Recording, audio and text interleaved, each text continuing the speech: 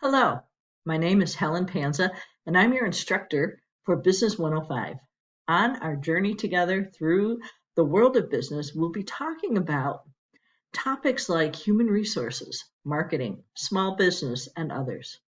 Your course begins with Learn-Its. Learn-Its is a way to learn new ideas, new vocabulary, and reinforce some of the things you already know. You have a book available to you. Be sure to register for Bookshelf.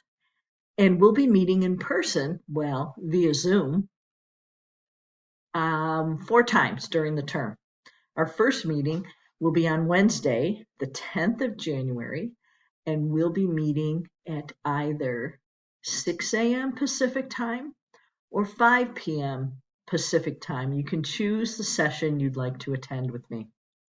Be sure to come. I'll have lots of valuable information for you. Assignments are due in the week that they're published. The first assignment is due during week 1. Don't delay. Get into your course right away.